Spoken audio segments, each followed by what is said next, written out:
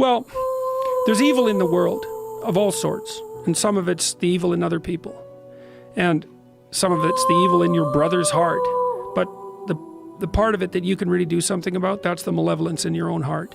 You can actually do something about that, and that's actually way more useful than you think. So, because if you can face it in you, then you start to understand it, and that also makes you strong enough to identify it and to fight it when you see it in the external world. Plus, you don't do any harm. It's like there's lots of people all over the world going out and doing reprehensible things, and you might say, well, you should go out and protest against them. Then sometimes you should, but most of the time you should think, where am I falling short of the ideal? My own ideal. Doesn't have to be one that someone puts on me. Where am I less than I should be? Where am I bitter? Where am I making the world a worse place than it has to be? Like, you ask yourself those questions, you'll be in for a big shock. You say, well, what would happen if you stopped doing that? That's what 12 Rules for Life is about. It's like, stop saying things that make you weak. Stop telling lies that you know to be lies. Stop doing things you know to be useless and counterproductive. Aim high. Adopt some responsibility. And then see what the hell happens. It's like, it'll work. And that's what I'm hoping people will do. Well, and that's the other thing too, is I think the world is full of darkness, let's say.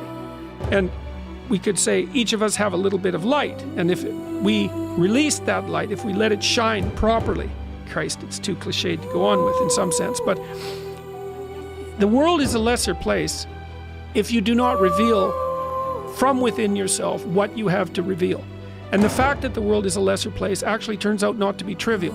Like, if you aren't everything you could be, more people will die, more people will suffer, more evil will be unconstrained, more tyranny will reign, more chaos will remain chaotic and dangerous, all of that. Your family is more messed up than it could be if you were less messed up than you are. Right. So if you just got your act together, like 10% more, your family would be 1% better. It's like, well, do it. Like, people think, well, there's 7 billion of us, and each of us is just this separate dust mote, like floating in the cosmos. What the hell difference does it make what you do anyways? It's like, that is not how we're connected. It's like, you're the center of the network. And you know way more people than this, but let's say typically, you're going to know 1,000 people in your life, well enough to have an impact on them. Okay? And each of those 1,000 people is going to know 1,000 people. So you're one step from 1 million, and 2 steps from 1 billion. And we are networked, technically. That's how human interactions work. And so when you do something that you shouldn't do, it's worse than you think. And when you do something that you should do, it's better than you think. And so you think, well, this is why I've been telling people, clean up your room. It's like, well, your room is actually networked too. It's not that easy to clean up your room, to set it. So you want your room to be set up so that when you walk in there, it tells you to be better than you generally are. It's organized, it's got direction, everything's in its place. You try to do that in a chaotic household.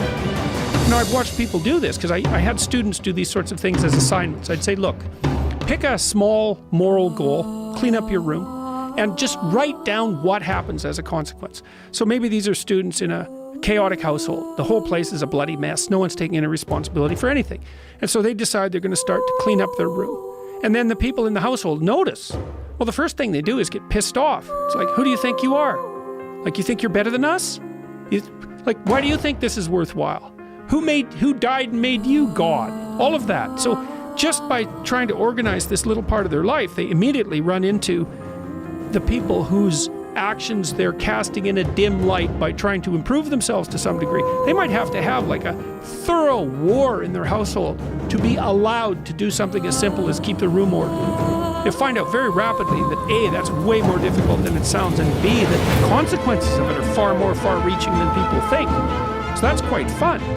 No, because maybe part of it is that like everything around you is full of potential. Everything.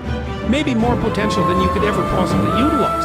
And so maybe all you have is this little rat hole of a room in some rundown place in the world. It's like, fix it up. There's more there than you think. See what happens if you fix it up. And you'll fix yourself up simultaneously because you have to get disciplined in order to fix up the room. And then you have a fixed up room and you'll be a more fixed up person. It's like, you think that nothing will happen as a consequence of that? It's like all hell will break loose as a consequence of that.